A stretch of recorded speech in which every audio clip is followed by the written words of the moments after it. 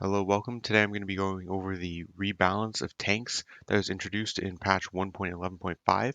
The patch notes don't really give us much information about it other than it is a total rebalance of tank stats, and that is quite accurate. Let's start with the different hull types. These are the new stats for the hull types. At the top we have light tanks, in the middle medium tanks, and the bottom heavy tanks, and each of their hull types. Some of the stats for them are constant. Breakthrough for light tanks is going to be base 10.3 plus 15% for any additional breakthrough you add to the hull. Medium tanks is going to be 13.8 and heavy tanks is going to be 23. Hardness, light tanks are going to have a base hardness of 80%, medium tanks are going to have a base hardness of 85%, and heavy tanks are going to have a base hardness of 95%. So let's look at the benefits of going from a basic to an improved to an advanced hull type. For light tanks, you get faster. You go from 5.1, 5.7 to 6.3 kilometers per hour. You get slightly more armor, not that armor on light tanks matters, and the cost goes up slightly from 2 to 2.4 to 2.8, and the reliability goes up by 15%. Advanced hulls take an additional steel over improved and basic hulls. Reliability to minimize attrition losses being 83.3% is based on the assumption that this is done on a per battalion basis. If it is not done on a per battalion basis, if it is done based on an aggregate of all of the equipment you have in that tank, then this number, along with these two down here, are basically 95%. Medium tanks, going from basic to improved, does not increase the speed, but it does increase the base armor by 10. It also increases the cost from 3.2 to 4.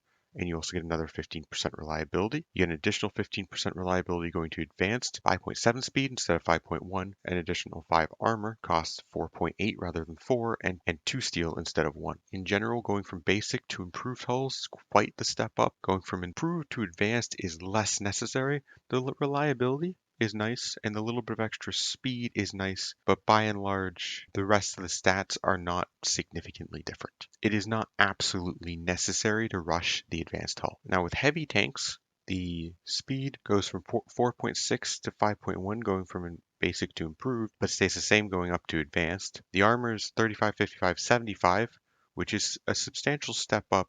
The advanced heavy tank has substantially more armor than a medium tank, but it's only 10 more armor base for an improved heavy tank hull over an improved medium tank hull. The main differences here is you're going to have nearly 10 more breakthrough at 23 compared to the medium tank, 95 hardness as opposed to 85 hardness, and a substantial 12.8, 14.4, or 16 cost versus the 3.2, 4, and 4.8. Heavy tanks are going to be close to twice as expensive as medium tanks, and they also cost a chromium. One significant change that has been made is the amount of tanks used in tank variants. So light tanks, you need 60 tanks. If you swap to a light tank destroyer, you need 50. Previously, that would have been significantly less. When you go from a medium tank, which needs 50, to a medium tank destroyer, it stays at 50. Same goes when you go from a heavy tank to a heavy tank destroyer. You go from 40 to 40. Super heavy tanks now also take 40 per chassis type, and there is still no reduction for making a super heavy tank destroyer. You can no longer make a super heavy tank and only need about 15 tanks per battalion. In addition to the hull changes, we also have some changes to the different guns. They've had some stat changes and some have been moved. Most notably, the improved high-velocity cannon is now the 1942 AT Tech. Previously, it was the 1940 AT Tech. You can, however, use the improved heavy cannon on a tank destroyer as a stopgap measure until you get down to the improved high-velocity cannon. They have the same piercing and heart attack value. The improved heavy cannon is slightly more expensive though, a good stopgap measure until you can get down to the improved high-velocity cannon. It is also important to note that most of these guns now have a chromium cost. The infantry-based anti-tank now costs 1 chromium, and so do all of the improved versions of the guns. That includes the improved medium cannon, the improved howitzer now costs a chromium. The rocket launcher does not, but it does cost 2 tungsten now. Before it just cost the 1 steel, which makes the rocket launcher largely worthless because it provides basically the same stats as the close support gun, but the close support gun doesn't cost any tungsten. Outside of the basic heavy cannon, the basic variants of the howitzer, the high velocity cannon, and the medium cannon do not cost a chromium. The basic high velocity cannon does cost an additional tungsten over what it used to cost though. It is questionable whether or not using a medium howitzer is actually worthwhile over the close support gun, because the close support gun does not have any tungsten requirement. And it might also not be worthwhile using the medium cannon as the basic high velocity cannon has 6 more heart attack and significantly better piercing at 85 versus 60. It might make more sense to build a division of tanks using the close support gun with tank destroyers that are using the high velocity cannon over using the medium cannon. They did make a small buff to anti-air guns that can be placed on. They now provide more air attack than previously. It is still not worthwhile. If we come in here and we create a new division and we use medium SPAA, it still has a combat width of 2. So you can get 32 air attack with the second level of AA guns, or you can add 2 motorized AAs. The 2 motorized AAs will provide you 60 air attack versus the medium SPAA providing 32 for the same combat width. So SPAA is still largely useless. There's one other change that has been made within the tech tree. Motorized got nerfed. It had 10 breakthrough previously. It has been nerfed back down to 5. Its hardness value was buffed to 20% with no step back and has been dropped back down to the 10% it was prior to no step back. You still get the extra 100% hardness from researching Mech 1, so that's still worthwhile, but Motorized no longer has higher breakthrough than Mech 1, and it has significantly lower hardness. This has 60 hardness, this with Mech 1 will only have 20. And also, most of your tanks you're designing are unlikely to go faster than 8 kilometers an hour anyways, so Mech 1 is no longer going to be dragging down the speed of your divisions, while also providing a significant HP bonus, while also providing a significant HP and defense bonus over motorized. So let's go through some of the changes they've actually made in the tank designer. Engines are now cheaper. They only cost 1 production cost, except for the petrol electric still costs 2. Riveted retained its minus 20% production cost. If you played the beta patch, they removed that. They added it back in when the patch went live. It still makes sense to use riveted armor if you don't care about the armor value of your tank. I still don't think cast armor is worthwhile. Plus 50% armor for 20% production cost is not really worthwhile, especially when sloped armor now only adds a 1% production cost. Previously, that added a 10% production cost, if I'm not mistaken. I'm not quite certain, but it was significantly more expensive. Now it's basically just using a module slot. Suspension-wise, the cost of suspension got reduced. Bogey suspension is now free, and the other 3 now only cost 1. Previously, they cost 2 and then 3. If we switch to a light tank, with non-track suspension, it actually gives you a production cost reduction of 10%. So you can stack wheel suspension with riveted armor to give you a minus 30% cost reduction to make very cheap light tanks. You're going to reduce the hardness and reliability of your tank, but whether or not that matters largely relies on what division you're going up against. If you're going up against tanks, lower hardness might actually be better if your opponent is trying to stack hard attack. Because if your opponent's hard attack is higher than their soft attack, then you'll actually take less damage the lower your hardness is. That's just how the math ends up working. While we're here, flamethrower tanks got their stats largely removed. They still provide the bonuses to terrain, but no longer are you going to have any significant amount of other stats. It's just the terrain bonuses that you're going to get from flame tanks these days. Radios got nerfed. The defense value you see is the old breakthrough value. That was one problem tanks did not have in previous patches, though. They had plenty of breakthrough. This isn't that big of a deal. It just means that you might actually want to do your radio research now, because that 15% breakthrough on basic radio is not very significant. The improved radio is only slightly better breakthrough-wise than the basic radio used to be. There were no changes to small cannons or heavy machine guns that I can tell.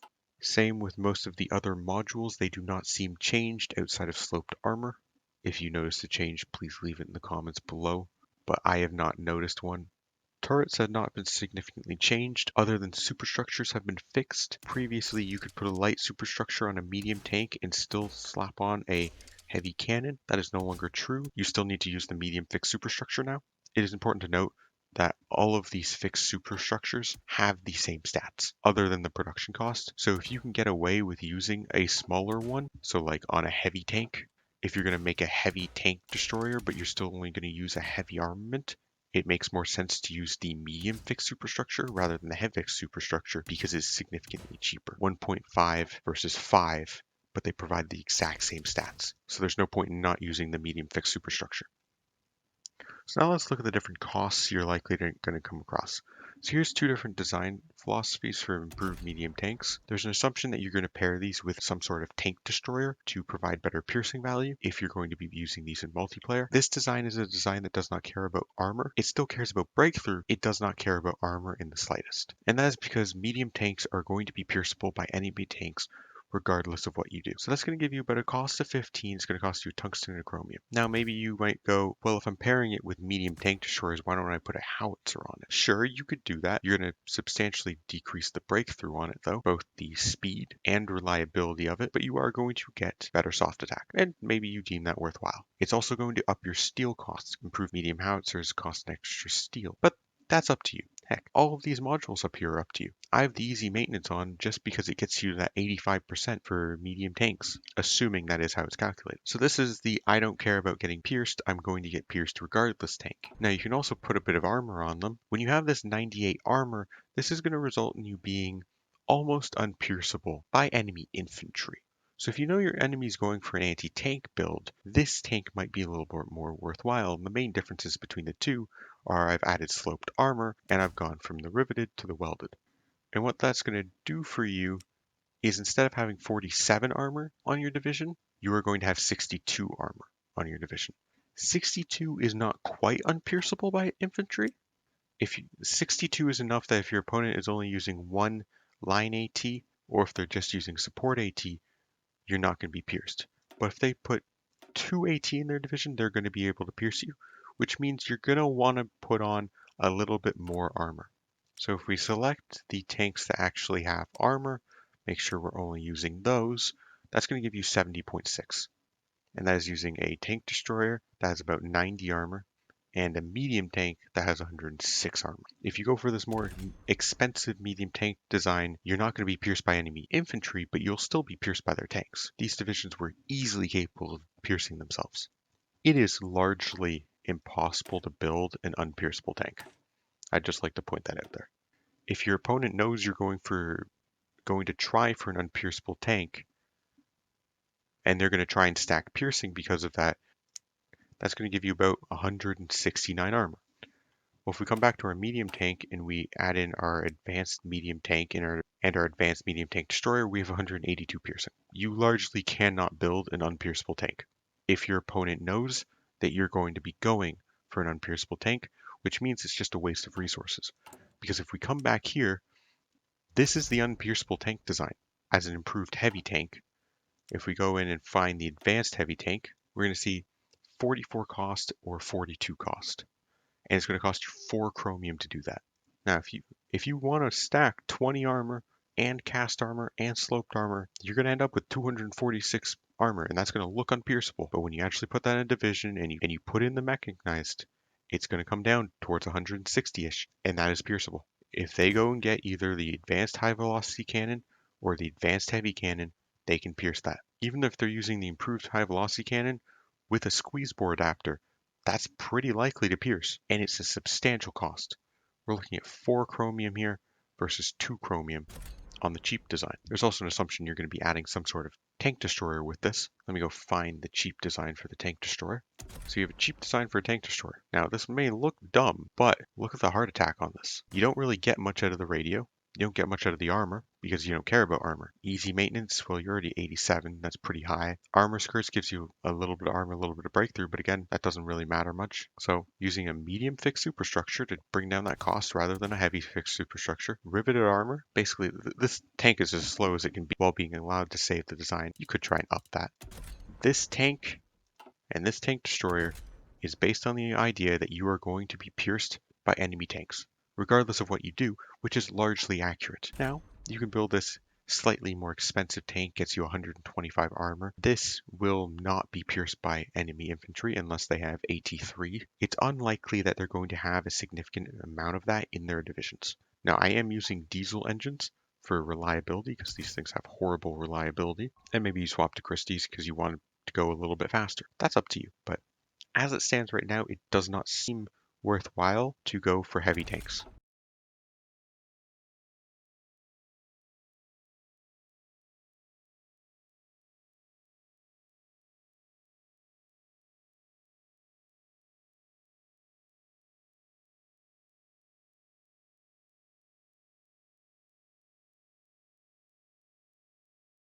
I would not recommend under any circumstances going for unpierceable heavy tanks. You can go for cheap heavy tanks, and the ability to put 4 small cannons on them might be very valuable to you, versus only being able to put 2 on medium tanks. Or you can go for a light tank build and then replace the light tanks with modern tanks. If you're going to go for a light tank into a modern tank rush, do beware, you cannot put small cannons on these. So whereas I can build a tank destroyer with a medium thick superstructure and have 25 and 45 and slap on a bunch of additional machine guns for the soft attack and get 33 and 45.5, come down to this tank destroyer, it's going to have 45 and 61. So you're going to be outclassed by heavy tanks. Modern tank chassis is still going to cost you chromium, and it's going to cost you 12 versus 16. It can be worthwhile doing, but just don't expect to stack small cannons on your modern tanks.